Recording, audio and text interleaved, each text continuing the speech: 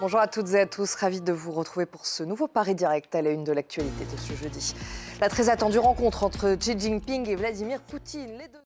Et après le journal, nous prendrons la direction du Cameroun. À Yaoundé, la capitale, les habitants n'ont plus d'eau potable depuis plus d'un mois. Pour justifier cette pénurie, la Camwater, la société nationale chargée de la distribution de l'eau, évoque des dysfonctionnements structurels, la démographie galopante de la ville, mais aussi des vols de matériaux sur les réseaux de distribution. C'est à découvrir dans une quinzaine de minutes. Mais d'abord, c'est le journal. Xi Jinping est arrivé hier en Ouzbékistan. C'est la première fois depuis janvier 2020 et le début de la pandémie que le président chinois sort de son pays. Il est là. Merci Lou, vous étiez en direct de Shanghai. Et autre rencontre qui devrait avoir lieu en marge de ce sommet, il s'agit de celle entre le président turc et le président russe qui se rencontreront pour parler des combats qui ont repris lundi soir entre l'Arménie et l'Azerbaïdjan. L'Arménie dit être convenue d'un cessez-le-feu avec l'Azerbaïdjan. L'information n'a pour le moment pas été confirmée par l'Azerbaïdjan. Erevan accuse Bakou d'occuper une partie de son territoire. Au moins 150 personnes sont mortes, la plupart côté arménien, depuis le début de ces affrontements, je vous le disais lundi soir. Jules Boiteau.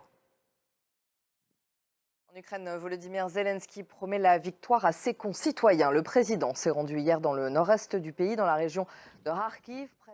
Merci beaucoup, Gulliver, en direct de Kharkiv.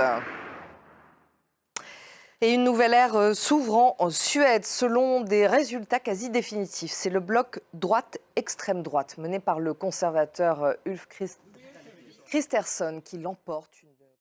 Au Royaume-Uni, le cercueil de la reine Elisabeth a pris place hier dans l'enceinte de Westminster. Le public a commencé à venir lui rendre hommage. Une attente de plusieurs heures pour pouvoir lui dire au revoir, lui adresser des baisers, incliner la tête en signe de respect, souvent les yeux rougis par les larmes. Les funérailles de la souveraine auront lieu lundi. Serine Bay. On fait maintenant un point sur les titres qui dominent l'actualité de ce jeudi. La très attendue rencontre entre Xi Jinping et Vladimir Poutine, les deux. Et nous vous emmenons à Yaoundé. Depuis plus d'un mois, les habitants de la capitale camerounaise n'ont plus d'eau potable. Ils sont souvent obligés de parcourir des kilomètres pour acheter quelques bouteilles d'eau. Une galère quotidienne. Et pour justifier cette pénurie, la Camwater, la société nationale chargée de la distribution de l'eau, évoque des dysfonctionnements structurels, la démographie galopante de la ville, mais aussi des vols de matériel et de matériaux sur les réseaux de distribution.